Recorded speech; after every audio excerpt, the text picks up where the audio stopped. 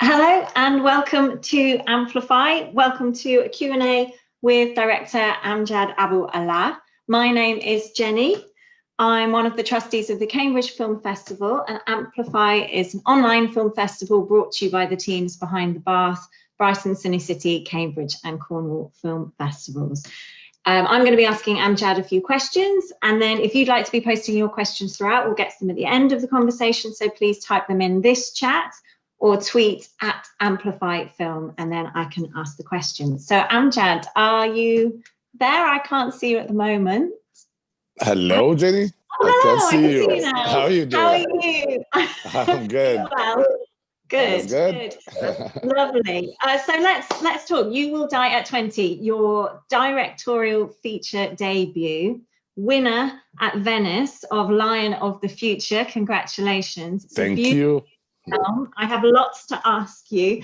To start off, so the film is based on a book by a Sudanese writer and activist, Hamoud Ziada. Can you tell me what it is about the story that was very significant to you, that made you think, I want to turn this into a film? Well, first of all, I want to thank you guys for insisting on doing film festivals during all this crazy days that we have. And this is really important to keep films going on and keep films part of this 2020. You know, and I have a problem with the 20 because my film is You Will Die at 20. So, of course. I mean, I feel responsible for the universe now, you know? We're not blaming you, don't worry. Yeah. So, yeah, the film story started with me reading the short story by Hamoud Ziada in a moment that when I was like traveling from Dubai to Khartoum to do the funeral of my grandmother that she raised me. So maybe I was in the middle of that sadness, that grieving, you know, and I just found that short story talking about how Sudanese people grieving and how they deal with death and losing and with very special way. So I just felt it. I just felt like, you know what, if I want to do like my first feature film in Sudan, maybe this is the one. And I started, I contacted Hamour and he loved the idea to give me this to start with. And I contacted my co-writer, Yusuf Ibrahim, and he fell in love with the story just as much as me. And yeah, and it just happened. We started working on it since 2016. And yeah, after reading and talking about what the possibility to do that, and that's how I chose the story. And just for a bit of background about Sudanese cinema, is this the 7th feature film? Yeah. 7, or you can say 8 because there is like a lost film somewhere in history, but yeah, so that's why we said always 7th or 8th film in the Sudan history. And actually it's the first film from 20 years.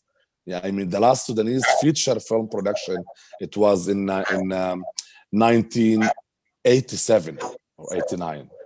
Yeah, sorry, 98, yeah. 98. So for you, I mean, it's so significant for you and for younger generations as well, for the, you know, younger people watching a film that's come from Sudan. Sure. You know, I mean, I just always glad when I'm traveling around the world in, you know, Germany and Arab world and France, and I met like different generation watching the film, and like a Sudanese old man, he told me this is the first time he been to cinema for 30 years to watch a Sudanese film. And he came with his grandsons, which is they wanted to watch that film that won in Venice and then Sudanese. So I just felt like happy and proud and understanding all the suffering that we had 3 years making this film. And I saw an interview with you where you talked about cinema being a mirror to society. Right. Are there any particular scenes or characters in this film that for you are reflecting your personal experience? Well, you know, especially in the first feature films for the director, especially for young director. I'm not that young. I'm 37, but let's say, you know, yeah. It's always about reflecting yourself in different characters, not just one. For example, I can't say I lived how Muzammil lived, you know, the lead actor, the lead character, because I'm from family more open, more, you know, modern, more, you know, just not that conservative family at all. They were communist, my family and stuff, you know, so it's different. But at the same time, I can see myself in Muzammil, in how he fear from the water and from the Nile. I never swim. I never go to Niles. I never go to swimming pool even till now. I mean, well, I tried to kill that fear in the film, but I didn't try yet to swim. But it's in Right. my mind, you know. The moment when Muzammil he joined Suleiman and he watched films for the first time at the wall. This happened to me with my uncle when he came back from Saudi Arabia with a projector, cinema projector, and he couldn't play the sound. That's why all the films I haven't, you know, I didn't put the sound. And the sound designer, she was like, "Man, we have the sound of those films. It's Yusuf Shaheen films, and we have the sound. Why we didn't use?" I said, "You know what? I want to stuck to my little memory, you know." At the same time, we can say I can see something in Sakina.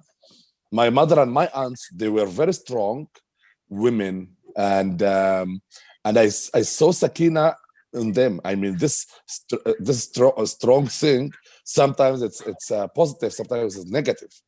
You know, sometimes it's in a negative way, just like Sakina did. You know, Mm. and she's wearing black for her son the whole film. This is exactly what my mom and my aunts did when their sister, my aunt, she died. She died young, so they were very sad. Normally, Sudanese people wearing white for sadness. They wear black for 2 years. Right. So yeah, I mean that evidence not included in the Hamur Ziada's short story. This all reflecting my memories. Right, I see. Mhm. Sakina is such a fascinating character because, as you Yeah. say, she is very strong, very dignified, but she accepts her son's fate and her fate. Um, she struck me, she was quite still and poised, apart from in the exorcism ritual, the ritual scene where she lets her hair down and she just feels quite free. Can you tell me a bit about that scene and what that scene, why it's significant within the film? You mean the scene like Michelangelo one? When When she travels to go with the other women to do that ritual. yeah. That's called Zar. That's called the Zar. The Zar actually, this is very interesting because the Zar, it's a ceremony to kick the devils out of the bodies when they believe someone had a devil inside him, and this devil is like destroying everything in his life. And they have categories for those kind of devils. I mean, there is like the Ethiopian one, the Iraqi one, the Algerian one, and so what the one I choose is the Turkish one. They called him the Khawaja or the foreigner. Okay, that's why they wear the Turkish hats, the red one. You know, I see. Sudan was occupied by the Ottoman Empire before, so they have the heritage of looking for the Khawaja or the foreigner as the Turkish one. So they believed like what inside her is that one. Why? Because she believed like Suleiman, the old man, is the character that he's the foreigner one who destroying her son now. So, you know what I mean? Maybe I didn't say all that details. It's not that important in the film, but I like to tell it, you know, behind the scenes. Yeah, no, that is really interesting. But for me, it was just sort of seeing her kind of let go and the movements of her body and just the dancing. And Mm. I mean, visually, the film has so many interesting scenes. Your use of color and light in certain scenes, light shining into dark rooms. Can you tell us a bit about what you aimed to achieve with the use of color and light in the film? Sure, that's very interesting. And first of all, I wanna salute my DOP, Sebastian Gopfert. He's awesome, and I was lucky to have him. He's young, he's 32, you know, and yeah, but he's so passionate. And also here a big salute for my production team. I mean, I'm very proud of them because most of the teams were like Lebanese or French or Egyptian, but the production team and the art production team, art department, I chose to be most of them Sudanese, not most of them, 99% Sudanese, without any experience of how to make dresses for cinema or to make decoration for cinema. They do it for commercial thing, but not for cinema. So to sit down for 6 months or more before shooting the film and just talking about what we want to do, I think what we wanted to do, and I was talking a bit with we more, is how to reflect the life and death of this village. The white and black with a touch of red, always, all the film, all the scene had at least like a line of red or a cup of red or a thing with red and green sometimes, because red and green is for the Sufism of Sudanese people. So we wanted to say this village and this family, Sakina's family, are surrounded by death, life, and Sufism and religious, authorities. Thank you. That's really interesting. And village that you filmed in, is it right that did your father grow up in that village? Well, there are like 3 villages. I showed them. There are already 4 or 5 villages. My father grows up in one of them, but not the one I shot. But it's 5 minutes. Oh, okay. Yeah. So that was memory going to my father's village when we were young, for funerals, for weddings.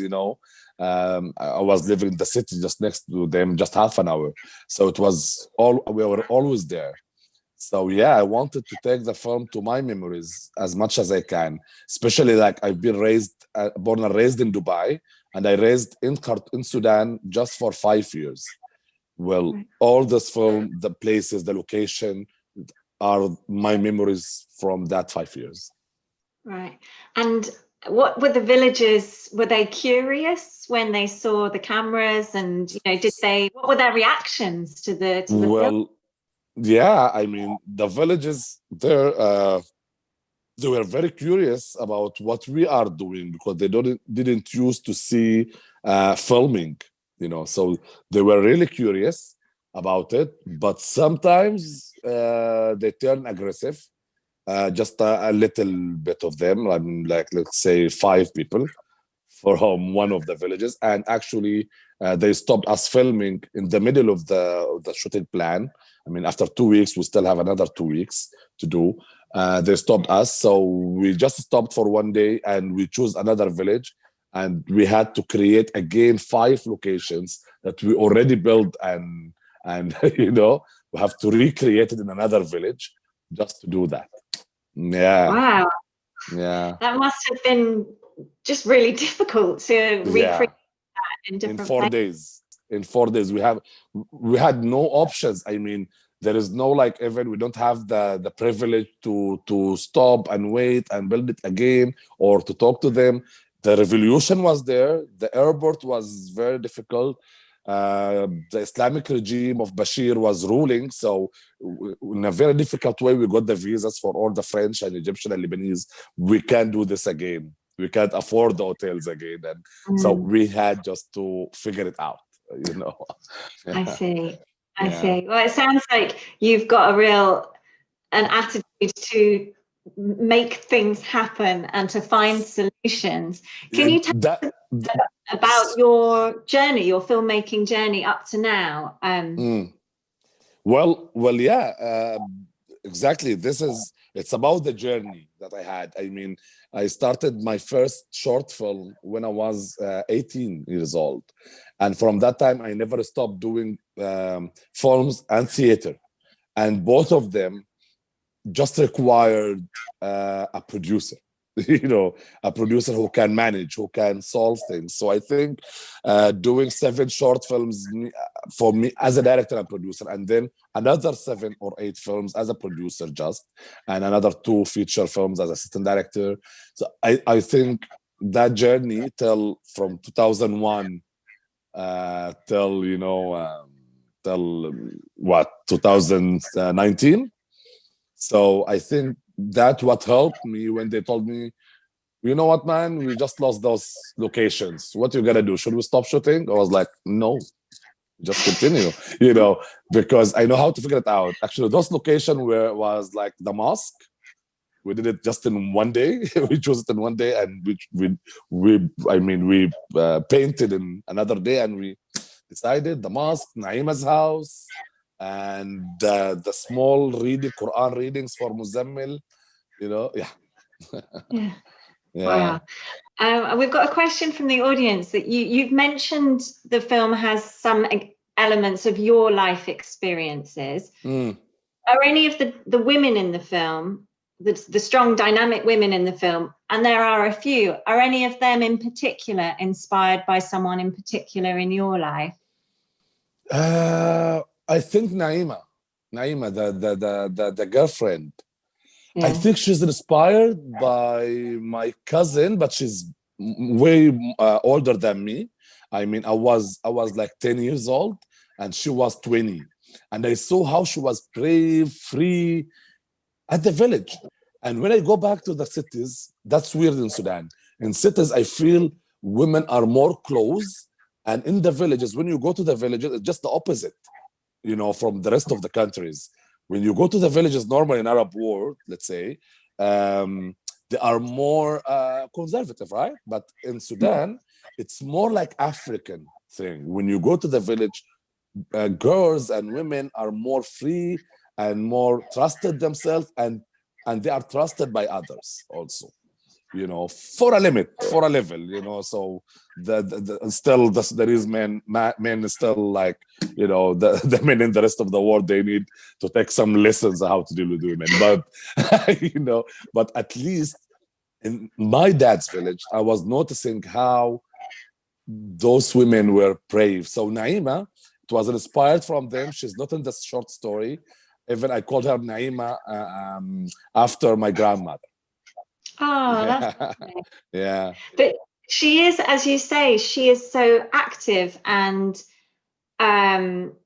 sort of positive, and the comparison between her and Muzammil, and because he is quite passive, isn't he? So they make an interesting pair, the two of them.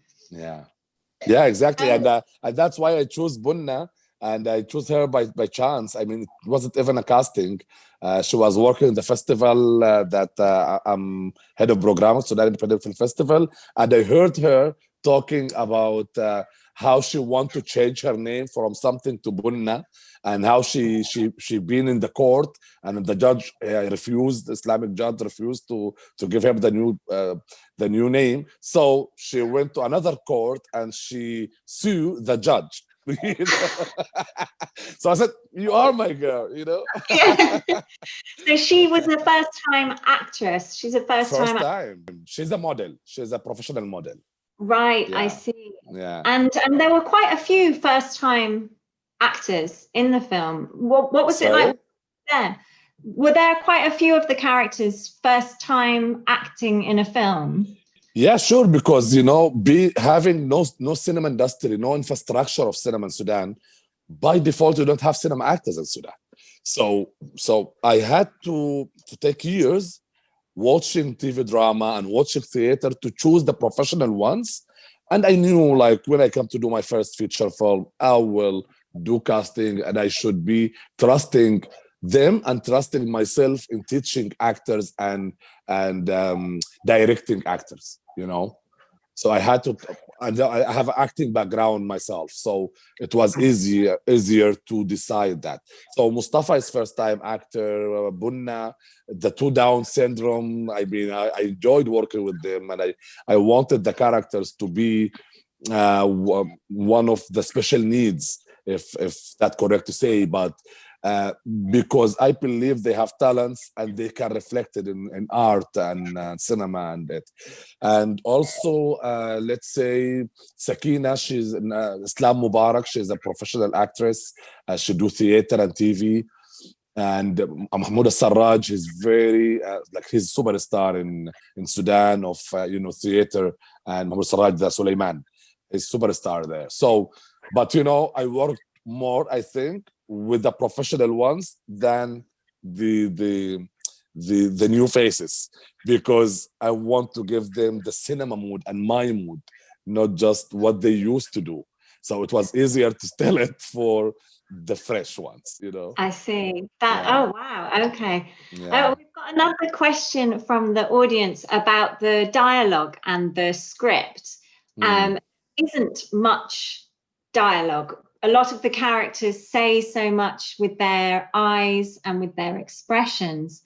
Was that something that you had to work quite closely with the actors to get them to describe how they were feeling without using words?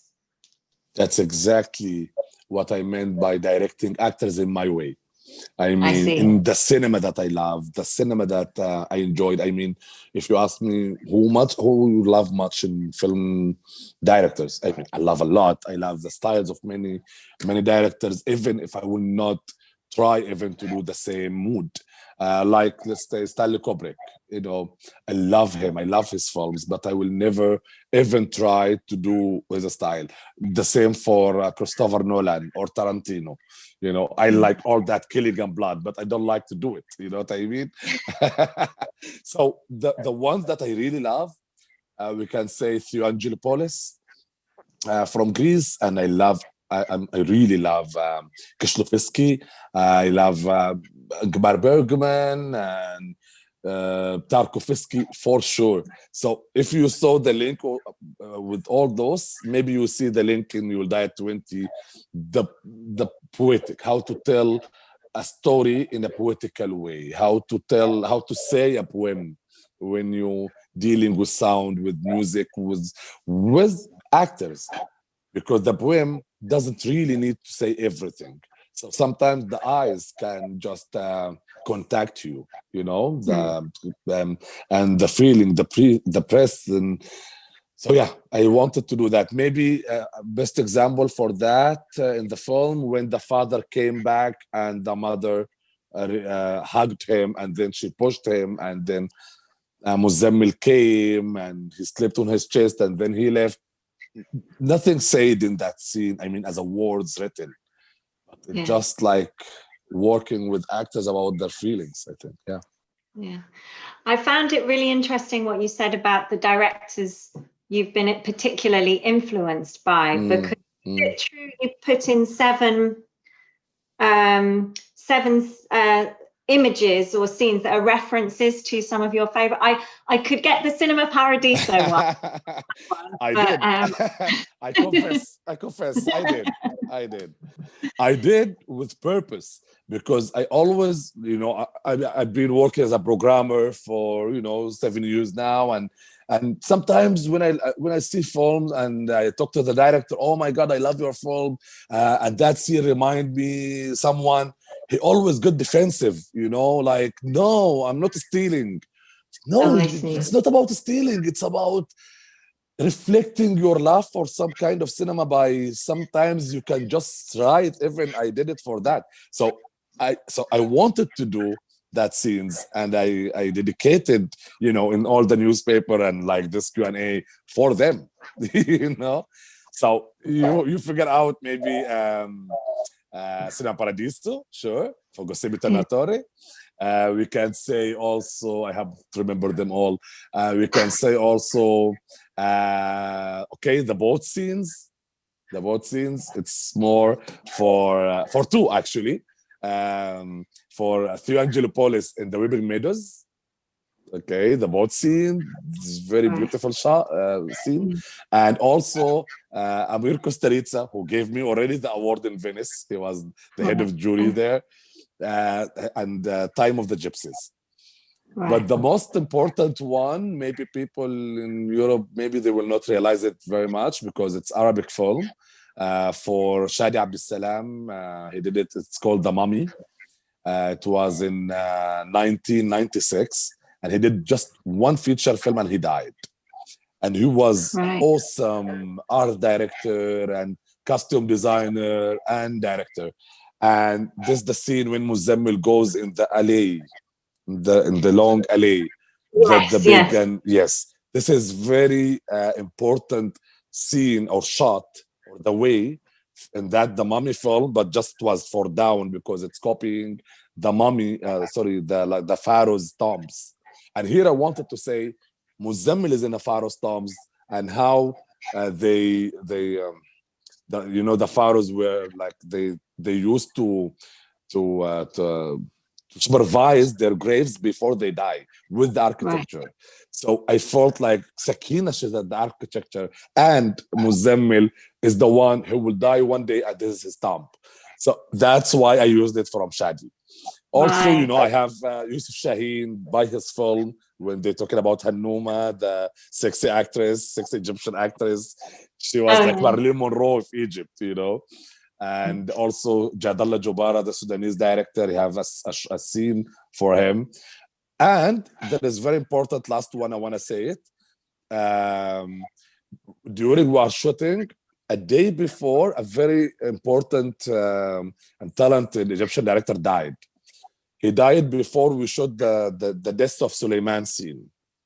So just 12 hours. So I had in my decoupage, I don't know how to say that in English, decoupage, yeah. My shooting list, I have Right. Suleiman died at the bed. But Mm. when the Egyptian director Osama Fawzi died, and my first AD, he's supposed to finish with me and go back to Egypt to work with him as assistant director in his film. So he was Oh, very right. sad, crying. So I surprised him by doing it at the chair, I copying see. one of his film called Jannat al-Shayateen, Heaven of the Devils. And Right. the main character is dead all the film and the chair. That's why I did that. So I I changed it see. in a few hours because we were sad for Osama, and I want to say salute for his soul before he even buried. He was not buried Wow. even yet. Yeah. Wow. That's Yeah. impressive reaction, quick reaction. Yeah. Okay, we've got one more question from the audience, which is about religion and faith. Mhm. Obviously, the prophecy has such a huge negative effect on Mhm. Muzamil's life. Does the film have an anti-religious message, in your opinion? Not really. Not really. I think most of every religious people in Sudan and most in Arab world, they agreed like Sufism had very positive side. First of all, when she really stand against the extremist side, of the Salafi, and also they have this positive side that I was celebrating in the film, the colors, the music. I mean, the music in on most of the Islamic part is haram. Sufism, they Hmm. don't have problem with the music. They are fine with that. So in somehow I was celebrating Sufism. But sure, the film was criticizing in very direct way, maybe the part of Sufism when it's go very superstitious and extreme, using people, some sheikhs, some sheikhs using people to get what they want. So it's being used in somehow. So I think the film was focusing in the beginning on that, just on the Hmm. beginning, by the way. And by the way, even in the beginning, when the dervish fall down and the sheikh said yes, he Hmm. wasn't the first one to say. The women behind Sakina, they said, "Oh God, that is an omen." I mean, I wanted to point my finger also in the people. You are the one who give the power for them, you know. So no one is innocent here. So yeah, so I think it was balanced if you really see it. Yes, no, I think so many different Mm, characters represent different elements of yeah. questioning religion or accepting everything that Mhm. they are told to believe. Yeah. It's a beautiful film, and thank you for taking the time to speak to us Thank about. you. Congratulations. One more question. What are you working on next? Do you have a project or ideas for another Well, film?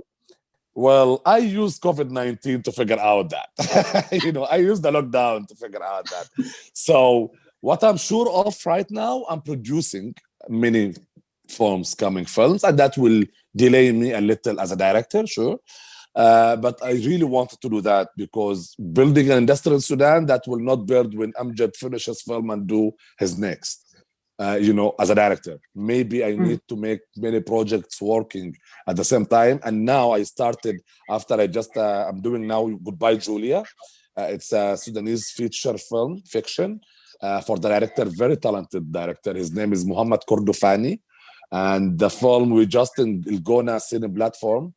Cinegona platform. We won 5 awards, production awards. So Wow. it's very promising film, and yeah, I think we're gonna shoot, you know, after 1 year from today. And at the same time, I'm trying to push another feature film, but with many directors in Sudan. You know, like to participate in one film. Also some short films, and for me as a director, I think I was between 2 projects, and then I decided to do them both. You know, That's the you know, spirit. That's the yeah, you know, attitude. Keep busy.